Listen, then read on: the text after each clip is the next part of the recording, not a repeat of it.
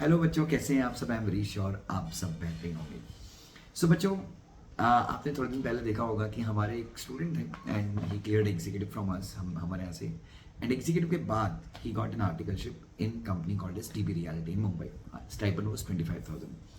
जहाँ पे वो इंटरव्यू के लिए गए थे। इंटरव्यू में मतलब जब वो इंटरव्यू के लिए गए थे तो बहुत सारे मतलब ऐसे लोग भी थे इंटरव्यू में जो CS प्रोफेशनल भी क्लियर थे, ठीक है। But this boy he crack the interview. इन्होंने क्या किया? इंटरव्यू क्रैक कर लिया, ठीक है।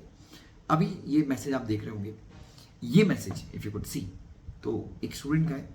और ये स्टूडेंट भी कह रहे हैं कि जब ये प्रैक्टिकल लाइफ में एज अ CS काम कर रहे हैं तो कंपनी लॉ के जो प्रोविजन इन्होंने डीप में पढ़े थे, जो बैर एक्ट में प्रोविजन पढ़े थे बच्चों, चाहे वो बैर एक्ट से पढ़ने का फायदा क्या होता है कि आपको सेक्शन की समझ होती है, आपको सेक्शंस याद होते हैं, रूल्स क्लियर हो जाते हैं, सब रूल्स आपको क्लियर हो जाते हैं, क्लॉजेस क्लियर हो जाते हैं, कौन सा प्रोविजन सेक्रेटरी स्टैंडर्ड में कहाँ पे लिखा है, यू गेट टू नो। मतलब आपको पूरा कंपनीज एक्ट का पूरा स्ट्रक्चर समझ में आता है बच्चों, ठीक है।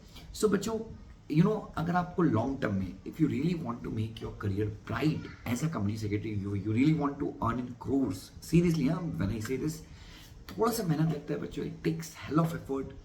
बट बच्चों, it becomes very saddening for me, like when I see कि कुछ टीचर्स, और आई डोंट नो बच्चों, हो सकता है मैं गलत बोल रहा हूँ यहाँ पर, दिल जस्ट टेक अ नोटबुक, उसमें 4 पॉइंट्स होंगे, अगर वो सेल्फ प्रोस्पेक्टस पढ़ा रहे हैं there will be just 4 points, और उसको बहुत लाइक कंपनीज एक्ट में may shall thereto therefrom, but जो इन सब छोटे छोटे शब्दों की बहुत रेलिवेंस है।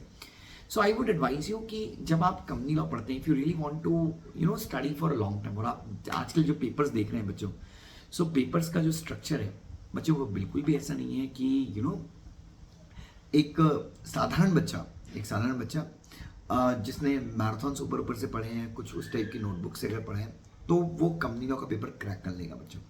आज की तारीख में if you really want to crack company law, और क्रैक कंपनी लॉ तो ठीक है, बहुत छोटी बात है। If you really want to work as a company secretary and पहले तो आपको स्ट्रगल है, क्लियर करने के बाद भी आपको अच्छी जगह पे आर्टिकल्स का प्लेसमेंट चाहिए अपने हिसाब से, अपने एक्सपेक्टेशन के हिसाब से।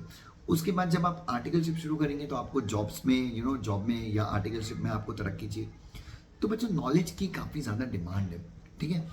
और अगर आपको अच्छा नॉलेज चाहिए बच्चों, तो आप CS एग्जीक्यूटिव करते हैं, तो क्योंकि फाइनल में तो कंपनी लॉ का कोई स्पेसिफिक सब्जेक्ट नहीं है, तो जो एक्सपर्टीज आपको कंपनी लॉ में डेवलप होने वाली है बच्चों, वो होने वाली यहाँ से, बैर एक्ट से, ठीक है।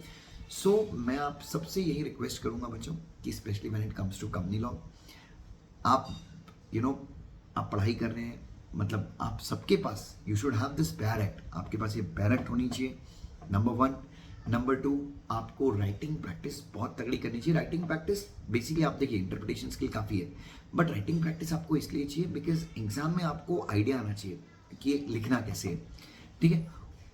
उसके बाद आप कोई सेक्शन पढ़ते हैं, मिसाल के तौर पे आपने सेक्शन 3 पढ़ा, अब सेक्शन 3 के साथ सपोर्टिंग रूल कौन सा है? तो रूल 3 है, रूल 4 है, रूल 7A है कंपनीज इनकॉर्पोरेशन रूल का, ठीक है। उसके बाद देखना है कि भाई टेबल F आर्टिकल्स में कुछ लिखा हुआ है बच्चों। इस प्रकार से यू हैव टू स्टडी। अगर आपको पूरे मार्क्स, मतलब अगर आप मुझसे कोई डाउट भी पूछते हैं तो आपको ये बताना है कि सर इस सेक्शन के, सब सेक्शन के इस रूल में यहाँ पे प्रॉब्लम है, यहाँ पे ऐसा लिखा है, आपने ऐसा बताया है और ये प्रॉब्लम है, ठीक है। अगर मैं आपसे पूछूं कि यार कंपनी इनकॉर्पोरेट कब होगी, आप में से बहुत सारे लोग बोलेंगे जब सर्टिफिकेट ऑफ इनकॉर्पोरेशन मिलता है। मैं आपसे पूछूंगा कहाँ पे लिखा है, आप नहीं बता पाएंगे बिकॉज आपके पास वो जवाब नहीं है।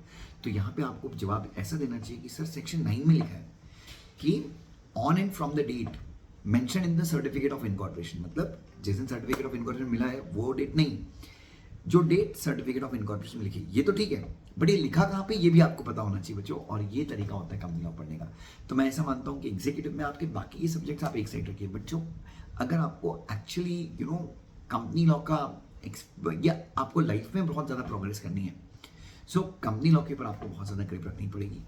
कंपनी लॉ के ऊपर अगर ग्रिप है तो security law would become very easy, ठीक है। क्योंकि कंपनी लॉ और सिक्योरिटी लॉ, कंपनी लॉ का ही समझ लीजिए एक प्रकार से एक्सटेंडेड वर्जन है SLCM, जो आपका CMSL है सिलेबस में। तो बच्चों, मैं पिछले 4 साल से रादर बैर एक्ट से ही पढ़ा रहा हूँ।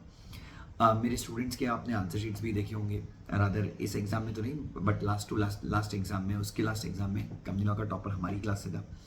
सो बस बच्चों मैं यही चाहता हूँ कि कंपनी लॉ के साथ अन्याय मत कीजिए।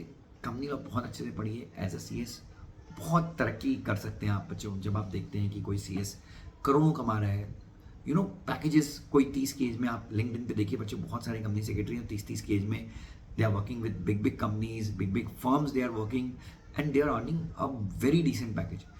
And you will get the company secretary जो हमेशा अपने प्रोफेशन को बुरा भी बोलेंगे बच्चों, क्योंकि उन्होंने बच्चों वहाँ पे मेहनत करी नहीं है। अपना बेस अगर आपने स्ट्रांग बना लिया, अब आप बोलेंगे, मैं बोल रहा हूँ बच्चों, अगर एक आदमी को भी 5 करोड़ का पैकेज मिल रहा है, इसका मतलब उसमें तो बात है ना बच्चों, मतलब प्रोफेशन में दम है। तो कहीं ना कहीं बच्चों, रादर देन किसी के बारे में, अब मैं आपसे एक सिंपल सा क्वेश्चन पूछता हूँ, फाइन और पेनल्टी के बीच में क्या डिफरेंस है? ऐसे बहुत सारे लोग हैं, जब बीच में मैंने एक मुहिम चली थी तो बहुत सारे लोगों ने उस मुहिम के नीचे कमेंट किए थे कि सर आप कुछ भी बोलते हो, आपको पढ़ाना नहीं आता, तो आप दूसरों को क्रिटिसाइज करेंगे वो। और मैंने हर कमेंट के नीचे एक ही चीज़ बोली कि फाइन और पेनल्टी के बीच में डिफरेंस किया, और आप बिलीव करेंगे उनमें से एक बंदा नहीं बता पाया बच्चों। ठीक है, सो किसी ने बताने की कोशिश की तो उसने बराबर गूगल से वो लाइन कॉपी करके वहाँ पे डाल दी बच्चों। ठीक है, तो बच्चों ये सारी बेसिक चीज़ें हैं, जैसे कि जो फाइन है वो, अब खैर मैं क्या बताऊँ बच्चों, मतलब फाइन और पेनल्टी कंपनीज एक्ट में there are very clear provision. आप एक बार 441 और 454 पढ़ेंगे तो you will get to know. तो बच्चों बस बेस्ट ऑफ लक, अच्छे से पढ़िए बच्चों, डीपली पढ़िए और एंजॉय कीजिए बच्चों। कंपनी लोगों को ऐसा पढ़िए कि it's a Leela kind of thing बच्चों, बिल्कुल जैसे लीला होती है ना, मगन हो जाते हैं बच्चों, वैसा पढ़िए and make a great career for you. Love you so much, God bless you बच्चों।